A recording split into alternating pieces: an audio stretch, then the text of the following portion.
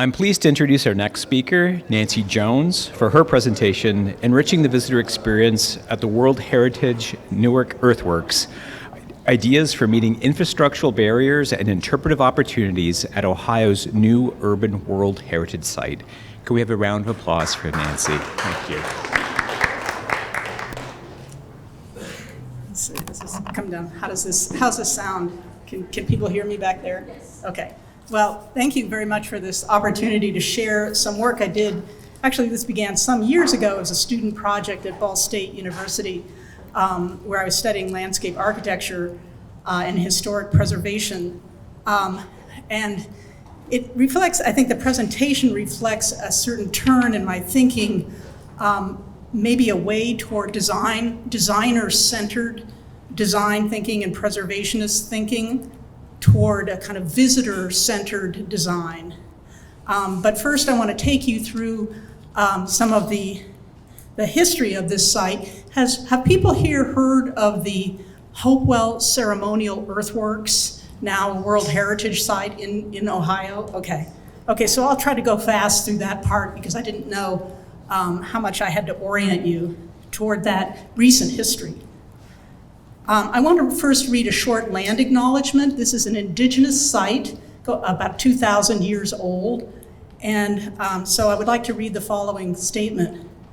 I acknowledge and honor the indigenous communities native to this region, because I'm speaking here in Indianapolis, and recognize that Ball State Cap Indy is built on the indigenous homelands of the Miami, Sawana, Shawnee, and Boadnanic, Potawatomi, and Lenape peoples. I respect indigenous people and their many descendants who traversed or resided in this place and who fashioned and used objects from materials in this place. And I want to say here, first of all, that one of my slides contains an image of an artifact that is probably on reflection a burial good. It is a mica, the famous mica hand effigy, which is on display at the Ohio State Museum now. But I want to say that to prepare people who might be bothered by that image, and I apologize. So moving ahead, you know about the Hopewell Earthworks. These are, again, indigenous sites, mostly concentrated in south central Ohio. Newark is perhaps the largest site, is the largest earthen enclosure earthwork in the world. So it is pretty amazing on several levels. And you see listed the other sites included in this new World Heritage System. To orient you geographically, I've given you a map of Hopewell sites in the state of Ohio that was prepared by an archaeologist at the beginning of the 20th century. That's on the right here. You see, it's maybe rather faint, but you can see that the Hopewell sites tended to cluster along the river systems of southern Ohio, and Newark there is in the central part of the state, to the northeast of the core of the Hopewell territory, which is centered around the town of Chillicothe. And on the left is an image of their location in the cities of Newark and Heath, which run together. I hope you can see the geometric forms of the octagon on the top and the Great Circle earthwork, which are both located between two highway systems, two state highway systems. So they are both completely enclosed by urban development at this point. This is a map that was to give you a sense of the scale of the original earthworks and also to give you a sense of what remains and what was destroyed in the 19th century, which is a very complicated history, but I'll just refer to it in passing. The portions, the map showed the earthworks at Newark in black. And what you have to understand here is that I'm including that part of the earthworks shown in black are on this slide are the existent earthworks, the surviving earthworks, whereas the portions in red have been destroyed. So what can we say about this image, about this geometry of land use? I was really inspired by the work of Professor John Hancock at the University of Cincinnati, who led a digital team in animating, recreating the earthworks for the public in a series of videos. And he talked about the competition between the two geometries, the Hopewell geometry of land shaping and the Euro-American system geometries. You can see here that we have a number of monumental-sized earthworks that are connected by walled and banked corridors. And that corridor system, which is practically all destroyed, I think is really key to understanding the site. And so the quandary is, from a design and interpretive and preservation perspective, is how to communicate this to visitors. They're going to arrive in Newark, or they may live in Newark, and most of that is gone. It's covered up by urban development, all the red portions. This slide shows you a little about, I'm kind of using Kevin Lynch's language to talk about what is this place, where is this place, and so forth. The Hopewell, we call them the Hopewell culture. Hopewell has nothing to, it was a farm on which there was one of the first modern excavations. But this culture is usually given a timeline in terms of its surviving cultural artifacts of about 100 BCE through 400 CE. So that's about 500 years of activities, and predominantly these extraordinary monumental geometric earthworks that I've been talking about. Okay, it's kind of interesting to me, coming from medieval studies, I had a previous life as a professor of literature, that the timeline coincides with the Western Roman Empire. So it's just kind of a trivial fact I'll throw out. But what this map shows is gives you a picture of the geographic heartland of the Hopewell culture, and also in terms of its very broad-ranging set of cultural contexts. That is, we have, the archaeologists have recovered artifacts of coming from very distant parts of North America. And these, I think the materials that were brought to the site, and this is general, I'm bringing this from archaeology, were generally brought as offerings to these sites, which was a signal that this site had great spiritual significance. So now I want to just briefly overview the original landscape setting of Newark's ritual landscapes built 2,000 years ago. Because this is a ritual landscape, there has been no evidence of permanent habitation at Newark, which is in some contrast to a few other Hopewell sites, but it is very clear from extensive study that this was a place of a pilgrimage site. This was not a place that shows any kind of, as I said, village development and so forth. That itself is quite significant. This is a famous artist's interpretation of what one of these monumental earthworks at Newark would have looked like, what the landscape would have been like. So this is an image, a painting, bird's eye view of the Octagon Observatory earthworks on the northwest side of Newark, and showing in the distance other parts of the same complex. So a few observations from the painting. What I think the painting conveys is the fact that this is an upper river terrace, very level. This is the Licking River Valley, very, very level, surrounded by hilltops, and was probably, they think from ethnobotany studies, prairie in the beginning, and very fertile. So that may be one way of understanding some of these ceremonial procession ways that I'm going to return to. You also see on the horizon the moon in the direct access from, if you look through, I'll just kind of point here at the image. If you look, this is what's called the observatory circle, and this is called the observatory map. And they have discovered, and I'll allude to this, that this whole complex was designed with based on very sophisticated astronomical readings and observations of moon cycles, not the monthly moon cycle that we're very familiar with, but the longer 18.6-year lunar cycle, which involves where the moon sets on the horizon. And so you see it from the painter has chosen to show the relationship of the moon on this eastern horizon through the octagon into the circle to the observatory point. So it's kind of it's an image that's trying to convey not only the larger setting, but the astronomical functions of this structure. So it is a really extraordinary site.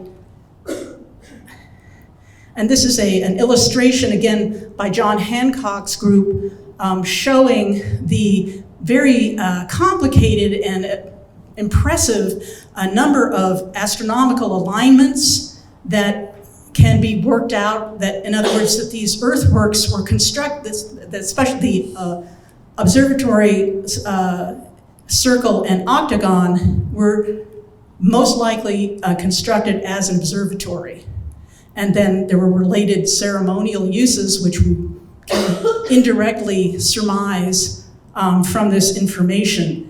The illustration shows on the right was published by two professors at Earlham College. This was only back in the 1980s that modern scholars became aware of this whole dimension of the earthworks. Nobody had ever talked about it as an observatory. And they took their students, and over several years, they did a number of observations and surveys and readings, and they came up, they quickly dismissed the simple solstice model, which we know is important in many ancient sites, and they were able to work out this more complex lunar cycle phenomenon that the earthworks clearly were set up to celebrate and observe. The image on the left, again, shows you that the original scale of the whole complex.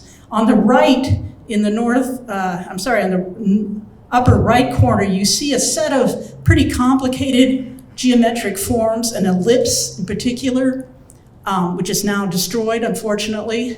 That was a major burial site. And I'll talk a little bit more about why that disappeared so quickly as opposed to the octagon and the Great Circle. So this is another rendering by John Hancock's lab, which is a beautiful, iconic image that they're using now to show you this way in which the octagon circle probably functioned as an observatory. It's a bird's eye view, again, from the point of view of the observatory circle with the moon on the horizon. And so it must have been magnificent, in the original landscape setting.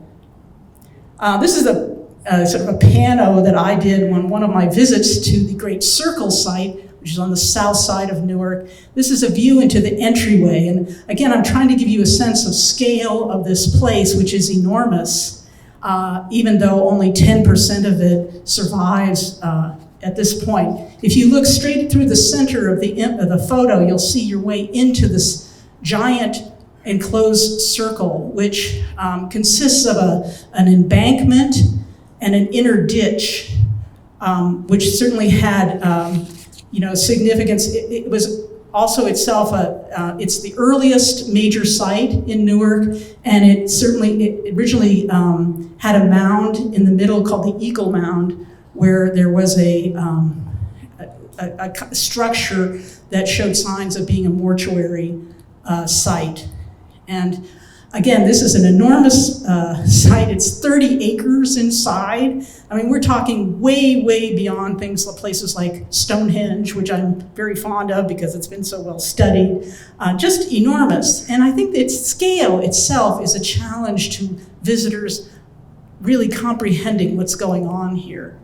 But it is it can be quite an awesome experience if you go there at a quiet time. So in the second part, I'd just like to talk a little bit about conceptualizing and enhancing visitor experience at archaeological and heritage sites. And this is where I return to my focus more on visitor-centered perspective versus a designer preservationist approach. And I'm not knocking the design approach so much as saying that I think I've been very humbled by my experience visiting sites that I've been, that have either design experiences on them or don't. But I also think that as designers and preservationists, we really need to think about how visitors encounter these sites. So my talk is really not about the legal protection of the site, which has been achieved through the efforts of the Ohio History Connection and the affiliated descendant tribes of Ohio, but rather on how can we make this an even stronger experience. It's a very under-visited site compared even to other earthwork sites around Ohio and the country. I mean, if I looked at the statistics. So I'm going to refer here to a kind of phase I went through when I was studying landscape architecture. And you know how you study many exemplary projects when you're a student, and they have all this praise, and then you go to the website of the firm that designed it, and it's all how wonderful this is and how it really works. Well, then turn to TripAdvisor reviews. It's a real chastening experience. And TripAdvisor is just one set. I mean, it's an easy thing. But I was really intrigued. I started reading TripAdvisor reviews of archaeological sites around the country and around the world. And it was very interesting coming up with some of the, some of the issues that occur when people who don't have our background in design, don't know anything about the history of the site. And some of the things, it's not just about where were the toilets, I mean, that does come up, but you encounter the mind frame of visitors as well as the demographics of visitors. Now, of course, this kind of qualitative research isn't as precise and translatable. I mean, after all, not everybody writes a review after they go. But what was really clear to me was that there were a lot of people who were just really puzzled by these places. They were puzzled by Cahokia, they were puzzled by Poverty Point, they were puzzled by Etowah, they're puzzled by the Ohio Ceremonial Earthworks.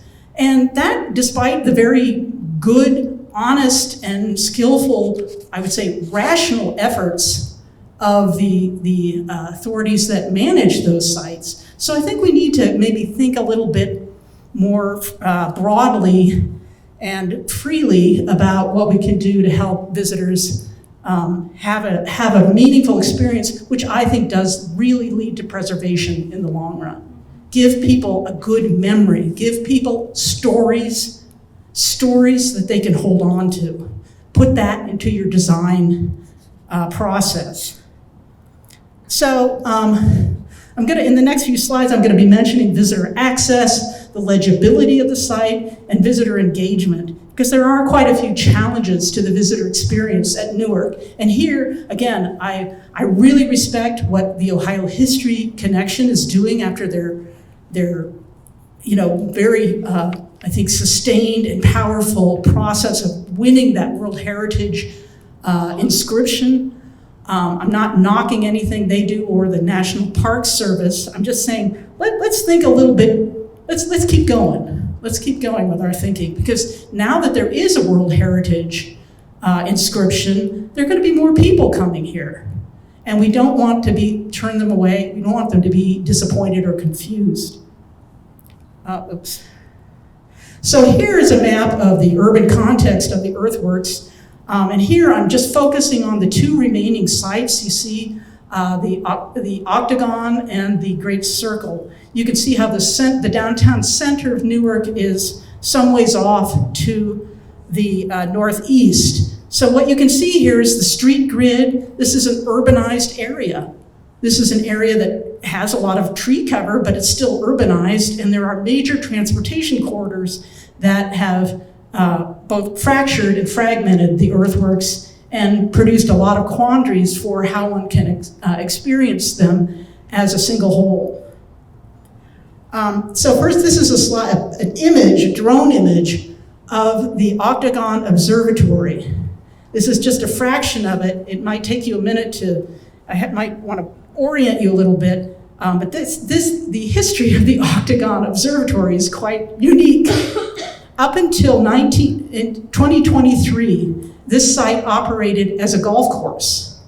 In other words, back about over 100 years ago, the Ohio History Society, which had acquired the land, leased it to a country club. And they preserved the essential earthwork, the octagon and the circle. But they designed a golf course because that's, to a Euro-American perspective, what do you do with circles and octagons? They're kind of interesting, so it was a lot of fun. So there's quite a creative golf course here. On the right is the clubhouse and the parking. But you can see that there are several things that are kind of, are obstructions to decoding the original ritual landscape. For instance, that you see the golf cart tracks right down the middle there, right through the central access, the observatory access. There's a maintenance building right next to the octagon. The clubhouse is probably 5 yards from the observatory circle. So we don't have much of a buffer here, and we have these, and then the trees. The trees were put there for golf course design. So again, this is making the legibility of the site really difficult. And when you go there, they urge you to go there and find a guided tour or a self-guided tour. But I don't think that's all we can do. So this again is showing you the narrow buffer zone for the octagon. You walk, there's a medical clinic on one side and this residential neighborhood just to the south. Really, really close. So I mentioned these competing geometries, and we'll go back to the 19th century to look about how these came about. This is the same map showing you how many of the earthworks were destroyed, and up to the ellipse, you see that lots of the destruction took place up in where Newark was developing its central core and transportation network. And this is a map from 1860, which shows that right away, what people were really interested in the mid-19th century, that is after the early frontier, was getting transportation networks through Ohio, transporting goods and people. That was really what all the politics were about. And so here you have in red on the top a railroad going, and railroads, always take the shortest route. So they're going to go through the land differently and affect and follow a very different that ritual landscape is going to be right in the way. To the right, if you see the blue line going north-south, that is a very significant development. That was the Ohio Canal, also dug by hand and shoveled, like the earthworks, only in about in the 1860s by immigrants. But they went right, all these transportation networks coming from this diagonal, following this kind of diagonal line because they're connecting different parts, the Lake Erie with the Ohio River, Newark with, at that point they wanted to connect it with Chillicothe or Cincinnati. So they're going right through this broad valley, and perhaps the holiest sites were the most affected, unfortunately. So they fell pretty quickly. This is a couple of images of the earthworks in the 19th century. The Great Circle, what do you do with a Great Circle? They were just mystified by it. There was scientific interest from the start, but the local peoples perceived it, everybody called it the Old Fort. In other words, a huge circle, what could it have been besides a fort? So it became a military training camp for the Civil War, and afterwards it became the state fairgrounds. You can see the tents inside. And this legacy of recreation and display continued into the 20th century. After it was no longer a state and county fairground, it became an amusement park. Yes, back to Buffalo Bill's had his Wild West show here in 1889. So into the 20th century, the city begins expanding in this direction. They had been set up outside the city earlier, but you can see the urban encroachment happening.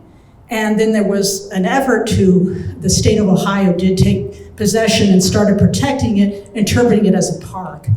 So my biggest infrastructure proposal has to do with a set of experiences, arrival experience, transition, and so forth. So what I'm proposing is that rather than crowding a visitor center right next to on the archaeological grounds, that we acquire, there's a huge former industrial park across the highway. I think that should be purchased and used for a major visitor center. It's very difficult to perceive this place. It's on a highway, but the earthworks are not visible to people just driving through. So we need a prominent visitor center that will not encroach on the archaeological resources. We also need a better thought out kind of visitor. And here I'm citing Stonehenge and Mesa Verde as really good examples that both recognize ritual landscapes have a very different, expansive form language than smaller sites and built sites. And the Mesa Verde place also invokes indigenous cultural language. My other proposal involves a bridge, a land bridge from the visitor center over that highway that originally decimated a big part of the earthworks into the first site, the Great Circle. What you see here is a great case study, the Vancouver Land Bridge. Has anybody been there? It's out in Vancouver, Washington, designed by Maya Lin and Jones & Jones. It's not your ordinary pedestrian bicycle bridge. It's a beautiful structure that links two cultural sites with lots of interpretive.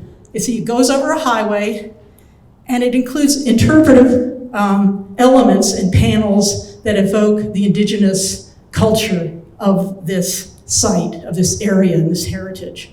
And my third proposal is to provide prospect and immersion experience within the sites, not just explaining them in the visitor center, but building interpretation into the sites without harming the heritage. So here are views within the observatory circle that I took. That observatory mound on the left, is a prime spot from which that observatory functioned. But you can see again the golf course elements that distract from that meaning, that original landscape. Well, I think what we need are things here to help us see on the site. And I'm aware of all the VR technology, but I think there are things we can do. There are edges on the land interventions that we can make. One would be to have a really good elevated walkway close to the observatory mound. And here I looked at different elevated walkway signs, but I also found a great example at Sutton Hoo over in the UK, another archaeological site where it is, again, challenging to discern the ritual landscape. Recently, the National Trust had a new tower built to overlook the site with interpretive panels explaining it. Now, what interested me about that tower is that it's designed so that you only see in one direction toward the site. Because in Newark, in this image, I'm showing you where I would place that elevated walkway and that tower. I think this is a place surrounded by a residential neighborhood. They're not going to want visitors looking into their windows, right? So if you want an elevated tower, you're going to have to design it so people can only look into the site. And I think that Sutton Hoo kind of model is a good one. And my fourth and last proposal is that we restore Indigenous presence and stewardship within the earthwork sites in a living way. And here I'm ending with two images. one of the former golf club country clubhouse, which I think should be turned into a welcome center for Ohio's displaced tribes who worked very hard to win that World Heritage inscription. I think they should have a permanent location where they can come and they can conduct their rituals in the site and have a role, a direct role and presence in how the site is experienced by everyone. And then on the right is just a photoshopped image of one of the octagon earthworks, which has functioned as a putting green up till now. And I think it's to just be wonderful as a powwow ground. So thank you very much.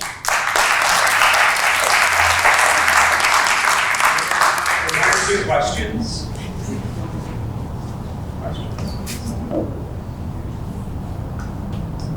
Not a question, perhaps a comment? I'm also an archaeologist, so it's very interesting to see all of the points. And I think they're wonderful. And I think that we really do struggle with earthworks because we as people really struggle with time depth. And we have issues with imagining, like we know about like the tribes are here in the 1700s, but we can never think past that. But there are people here for a long time, there have been people for 60,000 years. And I think there's such a good time depth of interpretation, and it's really interesting to show like with the land bridge, we have to convince people that people have always been here and they've always existed here. And so like with that, I think it's really, I think it's wonderful. I've been here, so it's really great. Yeah. Oh, yes. Can you really explain it in a North American context? There must be connections to the Mississippi, Missouri, down into the Gulf and Central America. I just wanted to, did Horizon 4 sort of connect in some ways with that greater sort of civilization? Well, I think there were different sort of time frames for different cultures, but clearly there was at least indirect contact with Central American cultures. We can see that, I think that some of the processional roads designs and so forth, some of the materials used, I'm not an archaeologist or historian, I'm just reflecting the literature I've read. But yes, this is part of a broader thing. But I would also, as a comparatist, I think it's really important that we share with visitors a comparative perspective. In other words, these are not going to be diminished by comparisons with really great exhibit with Stonehenge. I mean, Stonehenge comes to mind because there's so much research on it, right? I mean, just back. Well, it is, but it's phenomenally changing right now. Yes, the whole hidden landscape project is showing us a different perspective on stone. So these things, the reason the comparative perspective is important is because these are always, our knowledge is always in process. Any major field is always in progress. And so you're not telling people bottled truth about any place. You're immersing them in a sensory experience, but you're also giving them frameworks, but you're also giving them the framework of thinking critically and tentatively about it. I mean, that's just my view. Very much.